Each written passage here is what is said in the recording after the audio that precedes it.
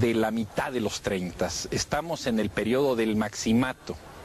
De alguna manera, la arquitectura ha pasado por esa fase neocolonial en la que Obregón Santa Cilia se distinguió, la Escuela Benito Juárez, las obras de Vasconcelos, etcétera, y se ha llegado a una aparición de la arquitectura de corte internacional que se llamaba funcionalista o del movimiento moderno, como se le dice hoy, que ya tenía muy buenos autores. Ya estaban las obras de Villagrán en la zona en los sectores de Salud, Huipulco, Popotla, etcétera. Ya Juan O'Gorman había hecho esta magistral serie de escuelas sumamente escuetas, sumamente austeras, del minimalismo pragmático, y Legarreta había hecho los primeros conjuntos de vivienda popular. Ese era un poco el tono, y los edificios públicos empezaban a admitir la presencia de arquitectura moderna. Por ejemplo, la obra de Zárraga, Mendiola y Ruiz en la inspección de policía son los antecedentes. Es un poco la resultante de los movimientos armados de la Revolución y obviamente también parte de los movimientos teóricos alrededor de la Revolución, que hacen que un gran número de personas abandonen el campo por la inseguridad, por la repartición, por diferentes razones. Tanto personas de gran capacidad económica dejan sus sitios de vivienda en el campo, puesto que sus tierras se ven repartidas, trabajadores se vienen porque ya no tienen trabajo en el campo, se vuelve todo cada vez más difícil. Y entonces las ciudades comienzan a crecer y evidentemente la que más crece es la Ciudad de México.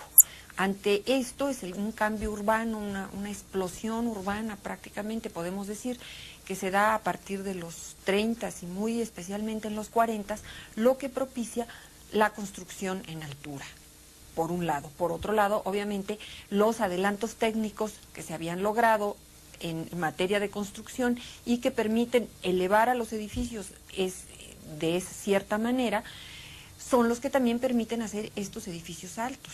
Parece mentira, pero lo que permite la existencia del rascacielos a nivel mundial es la invención del elevador.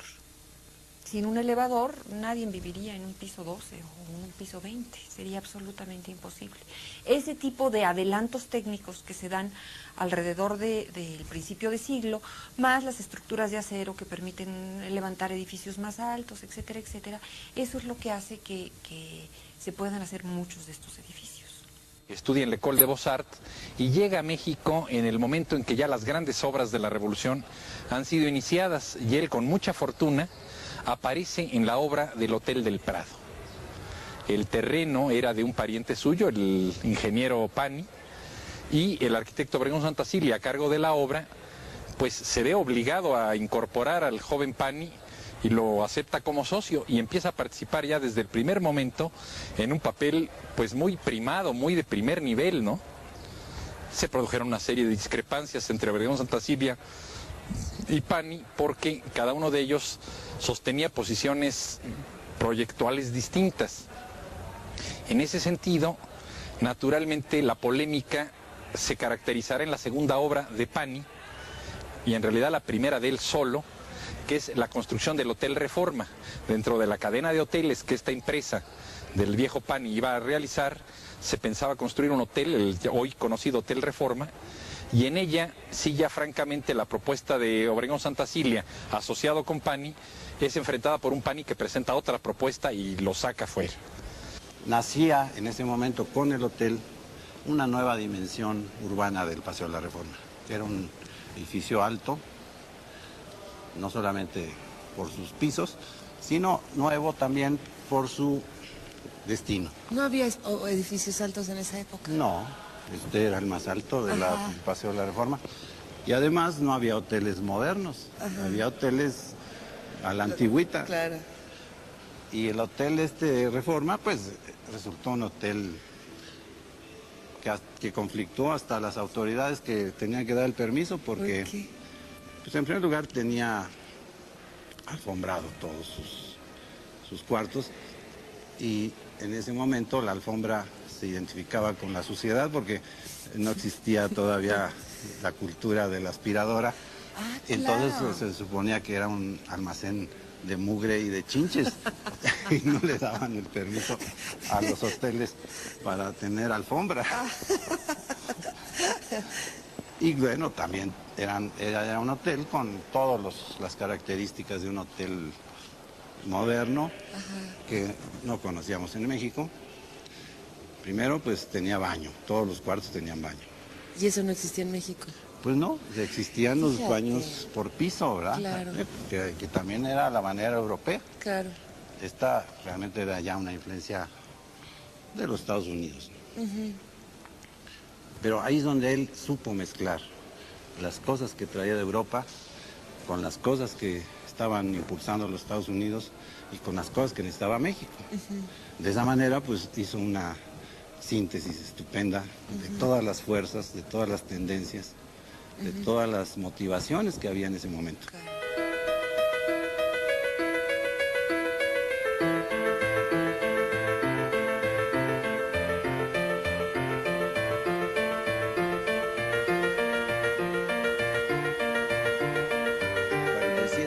Sí. Empezó a hacer estos edificios altos que tampoco existían en México. ¿Por qué empezó a hacer edificios altos? ¿Cuál era Pues la porque idea él, tras esto? él se preocupó siempre por la ciudad y se dio cuenta que la ciudad chaparra y extensa que hicimos pues era un error. Y también le preocupa la difusión misma de la arquitectura, sobre todo de la arquitectura mexicana. Y en 1938 funda la revista Arquitectura, que después se llamará Arquitectura México, y que existe desde 1938 hasta 1979. 40 años de arquitectura mexicana. En 119 números de esta revista reseñan la importancia del quehacer arquitectónico en México durante los 40 años más importantes de este siglo en cuanto a este tipo de arquitectura. Están reseñados en esta revista y están difundidos al mundo entero porque era una revista que tenía reconocimiento internacional. Esta pasión por la arquitectura de Mario Pani lo lleva a fundar, dirigir, cuidar e inclusive muchas veces subvencionar esta revista para difundir el valor, los hallazgos, los progresos de la arquitectura.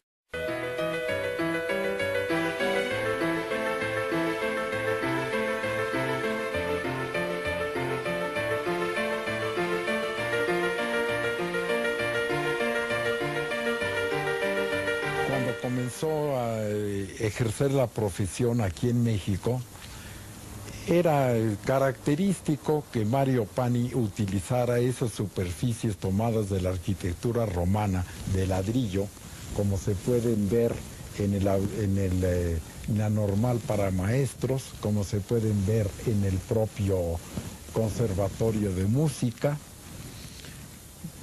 y quizás en muchos edificios construidos en aquel entonces por Mario Pani, alrededor de los 40, 50. Todo el mundo lo copió. Todo el mundo también copió ese traslado que hacía a la arquitectura, de la arquitectura de transatlántico.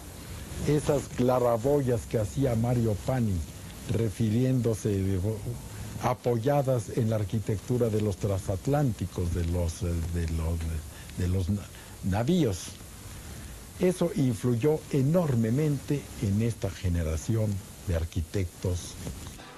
En el caso de la Escuela de Maestros hay una cosa muy interesante.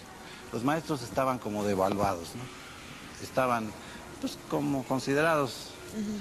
Y cuando él encargan la escuela esta normal de maestros, se plantean el deseo de que a través del edificio, donde se van a formar y donde van a estudiar, recuperen un sentido de importancia, un sentido de dignidad. Y les hizo un palacio maravilloso.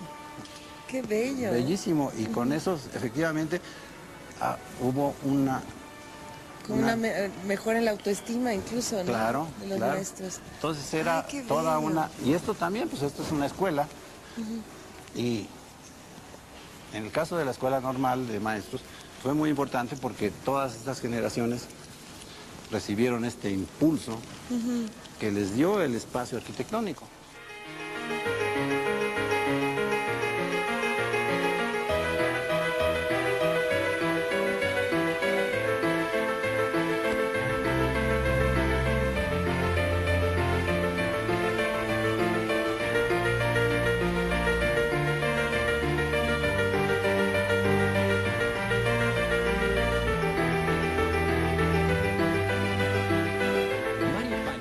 conservatorio nos hace una muestra de cómo se puede mantener un esquema clásico con un planteamiento realmente contemporáneo y una innovación, con una enorme calidad humana en el uso del espacio. Todos recordamos el edificio, ese patio de entrada que remata en esa gigantesca serie de esculturas donde él inicia sus contactos con la integración plástica, en el que se encuentra la gran sala de conciertos, respaldada por la sala de conciertos al aire libre hacia el patio interior, y que está rodeada por esos pasillos misteriosos, de los cuales salen estas como colas de piano de las salas de experimentación, y que hacen muy interesante la escuela, porque si usted entra a la escuela, llega a la sala de conciertos donde llega el público, y embarrándose sobre la sala de conciertos, se pierde y se mete al campo, una serie de jardines muy sueltos, en medio de los cuales las salas de ensayo y de pruebas de piano, violín, etcétera, adquieren una gran independencia. Se está como en salas privadas. Arriba quedan los laboratorios de los investigadores, y cuando usted sale de los ensayos, sale a la calle nuevamente pasando por la sala de conciertos. ¿Y qué es la vida de los músicos sino ellos ensayar y de paso llegar, oír que están poniendo Mahler y meterse a ver qué está pasando? Esta habilidad para manejar el programa, esta es nueva en México y sigue hasta hoy siendo extraordinaria. Otro acierto de ese conjunto que es verdaderamente excepcional es cómo logra él hacer un pasillo interior entre las salas de ensayos y con un techo edificado de un piso más, y sin embargo permitir que la luz entre a la mitad del edificio, que eso es un acto de magia que seguirá siendo reconocido al talento del Mario Pani independiente. Quizás habría que citar el apoyo que en esto tiene del arquitecto y maestro de todos nosotros, Vladimiro Caspé.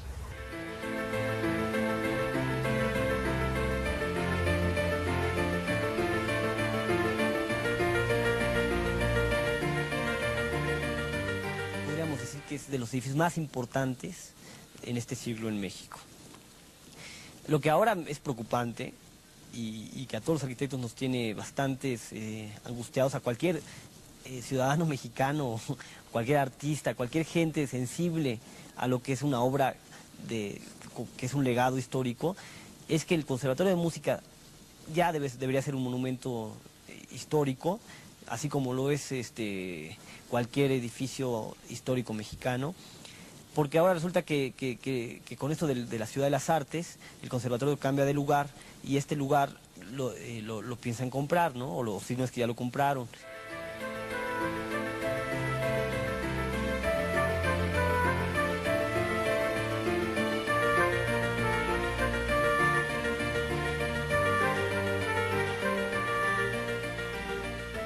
El multifamiliar alemán, donde se establece por primera vez en México todos estos conceptos de una unidad habitacional, donde se inventa la palabra multifamiliar, no existía antes, se inventa a partir de ese momento, la inventa el público en general al ver estos edificios, estas unidades habitacionales que realmente, pues cuando están bien hechas, realmente han venido a solucionar mucho del problema habitacional de este país. Esta es la obra pionera, donde hay muchas ventajas para quien vive en ese sitio. Como el presidente alemán es el que está en turno, es el multifamiliar Miguel Alemán. Y esta es quizás su otra obra excelente. En el campo de la vivienda, quizás su obra maestra. En él descubre el concreto simplemente colocado y despulido con cincel, que hoy es el lenguaje que utiliza Teodoro González de León y se caracteriza casi como el concreto a la mexicana, ¿no? Este lo descubre, y lo puede usted comprobar, en el multifamiliar alemán. En él hace que los edificios que él había experimentado de 2 en 3 se vuelvan todo un sistema de vivienda. Una calle cada 3 pisos por la que circula la gente, y después el corredor por abajo y por arriba es cubierto por las viviendas, de manera que todas las viviendas tienen fachada a un lado y al otro del edificio. Y solamente en la calle, porque no son pasillitos, son verdaderas calles con jardineras y bancas, están los accesos a un departamento al cual se entra y se baja, y a otro al que se entra y se sube, que quedan encima. Y que los escalona en toda la manzana, encontrando el mejor eje térmico para todos los edificios, y nos hace una verdadera mostración de lo que es una unidad de habitación.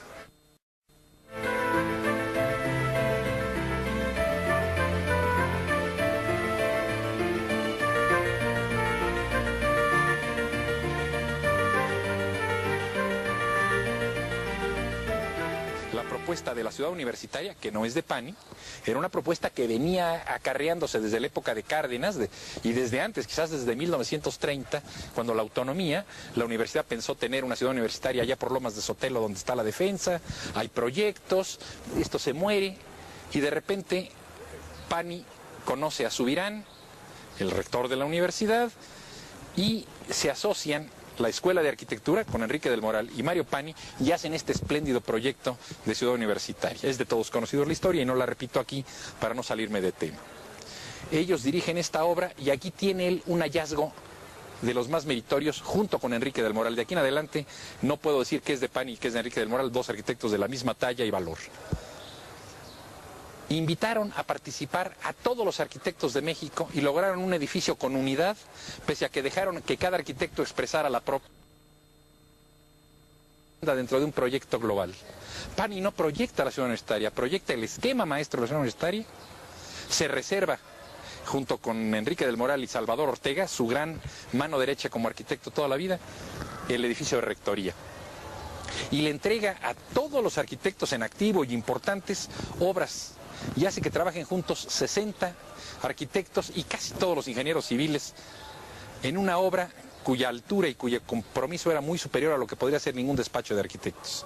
Aquí Pani se lanza a nivel mundial, o sea...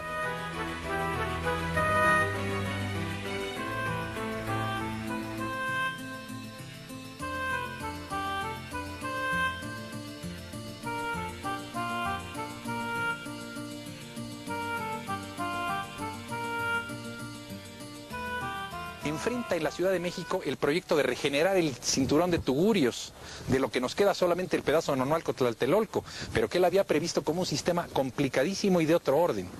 A él se le ocurre, si me permite hacer este comentario, cómo ir sacando a la gente pobre provisionalmente de un territorio, densificar el territorio, volverla a colocar, y como ya la edificación es mayor que los que sacamos, ahora podemos sacar a los de otro tramo y meterlos en esa misma densificación y entonces avanzar en un siguiente tramo al que a su vez lo volvemos a densificar, volvemos a trasladar mucha más gente y de esta manera ir vaciando y trasladando todo el cinturón de Tugurios, que se llamaba, donde quedan las líneas de ferrocarriles y que son el norte, norponiente, nororiente de la Ciudad de México, ¿no? De la vieja Ciudad de México. Él intentó esto, hizo una gran parte. Quedó detenido porque siempre sus proyectos rebasaban los periodos sexenales que en este país parecen ser la dimensión física de lo que se puede proponer.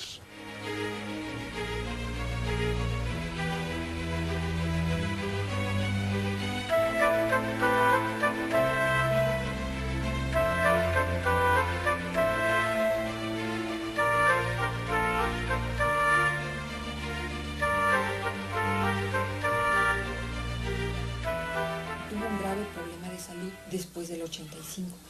No porque él se sintiera culpable, sino porque los ataques fueron constantes. Él, en muchos de los casos, no era culpable, porque en la mayoría de los casos, cuando se construye aquí en México, el arquitecto es responsable de los planos, pero la constructora es la responsable de la construcción. Y muy específicamente en el caso de Tlatelolco, él ya había sido consultado por los usuarios del edificio que se cayó, y él ya había dictaminado que había graves problemas de filtraciones de agua en los drenajes que ya habían afectado los cimientos de ese edificio. Y claro, cuando vino el temblor, el edificio se cayó porque tenía los cimientos afectados. Él ya lo sabía, él ya lo había denunciado, pero no se habían tomado medidas en ese sentido.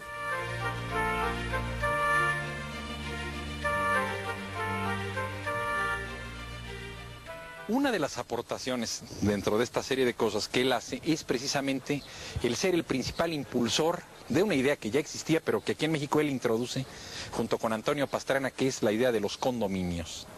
Esto implicaba una revolución a la estructura como se hace la ciudad.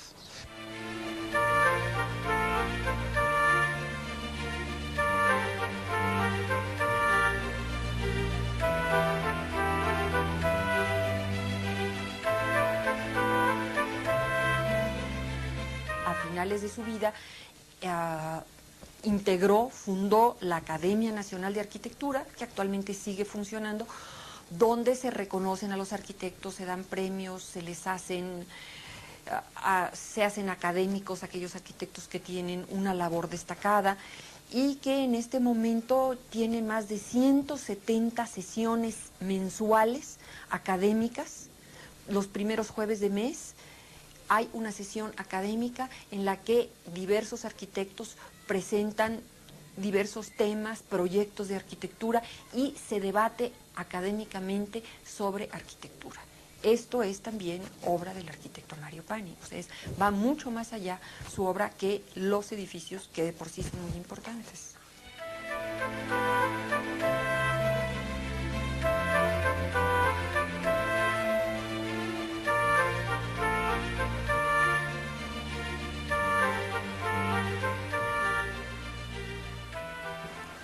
Empezó a imaginar que los barrios se podían volver a hacer ya en lo que habían dejado los ejes viales, en las demarcaciones Claro. que habían trazado. Claro.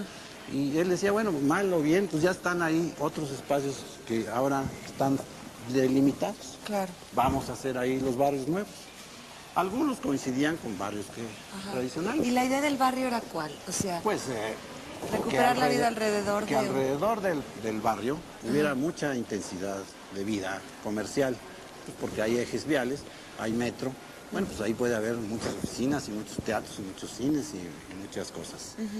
Pero ya fuera de los ejes, o sea, del perímetro, ya adentro, pues una paz de la vivienda, una paz del equilibrio, ya sin tráfico, con mucho jardín, con una vida de comunidad, Claro.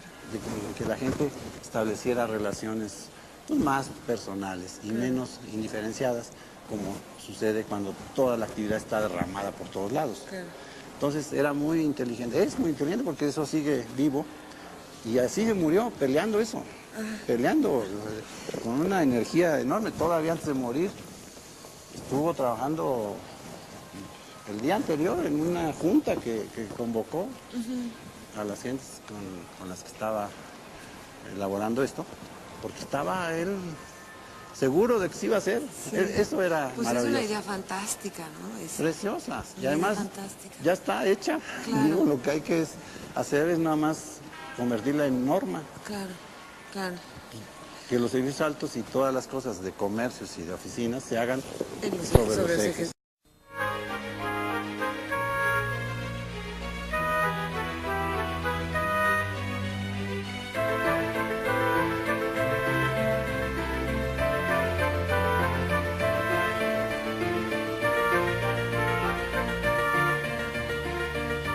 Podríamos decir en resumen que Mario Pani es un hombre prometeico. Se le ocurren ideas y sabe cómo hacer que se hagan. Que eso, o sea, cualquiera tiene ideas, pero no cualquiera hace que además se realicen puntualmente, que se acaben de hacer tal como fueron concebidas. En esto era su gran cualidad, pero también su gran riesgo. Esto lo hizo a veces proponerse cosas imposibles. Algunas las logró, otras no. Y al mismo tiempo convertirse en un hombre enormemente duro. O sea, él para luchar por sus ideas tuvo que aprender a ganarse grandes enemigos, gentes que lo aborrecían, era repugnante, o gentes que lo admiraban porque era verdaderamente un sujeto que no podía pasar indiferente ante uno. Proponía cosas y o uno estaba con esas cosas, o uno tenía que estar en contra de esas cosas, pero no podía hacer como que si no hubiera pasado nada. Esta actitud de Pani es quizás su mejor enseñanza a los arquitectos. No se atuvo a la arquitectura siendo un gran arquitecto, no se atuvo al urbanismo sabiendo muchísimo de urbanismo, sino se propuso cómo construir un país comprometidamente desde el oficio de arquitecto, y creo que esto debería de quedar como calificativo de su obra.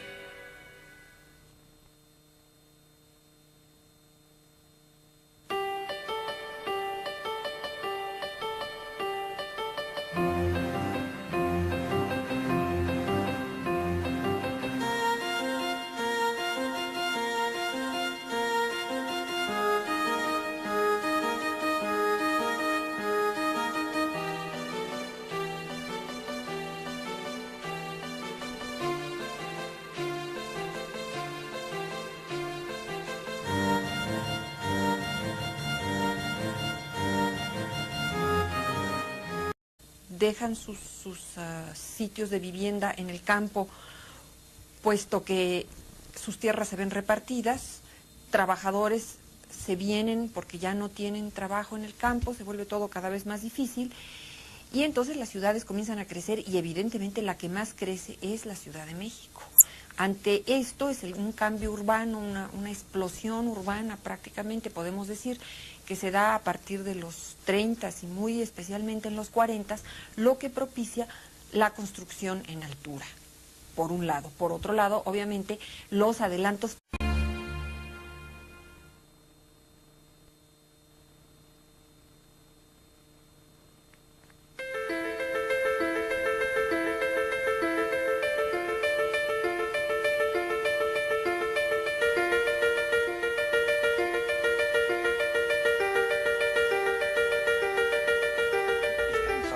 de la mitad de los 30. Estamos en el periodo del maximato. De alguna manera, la arquitectura ha pasado por esa fase neocolonial en la que Obregón Santa Cilia se distinguió, la Escuela Benito Juárez, las obras de Vasconcelos. Técnicos que se habían logrado en materia de construcción y que permiten elevar a los edificios de cierta manera, son los que también permiten hacer estos edificios altos. Parece mentira, pero lo que permite la existencia del rascacielos a nivel mundial es la invención del elevador. Sin un elevador nadie viviría en un piso 12 o en un piso 20, sería absolutamente imposible. Ese tipo de adelantos técnicos que se dan alrededor del principio de siglo, más las estructuras de acero que permiten levantar... Públicos empezaban a admitir la presencia de arquitectura moderna. Por ejemplo, la obra de Zárraga, Mendiola y Ruiz en la inspección de policía son los antecedentes. Es un poco la resultante de los movimientos armados de la revolución y obviamente también parte de los movimientos teóricos alrededor de la revolución que hacen que un gran número de personas abandonen el campo por la inseguridad, por la repartición, por diferentes razones, tanto personas de gran capacidad económica, etcétera, y se ha llegado a una aparición de la arquitectura de corte internacional que se llamaba funcionalista, o del movimiento moderno, como se le dice hoy, que ya tenía muy buenos autores. Ya estaban las obras de Villagrán en la zona en los sectores de Salud, Huipulco, Popotla, etcétera. Ya Juan O'Gorman había hecho esta magistral serie de escuelas sumamente escuetas, sumamente austeras, del minimalismo pragmático, y Legarreta había hecho los primeros conjuntos de vivienda popular. Ese era un poco el tono, y los edificios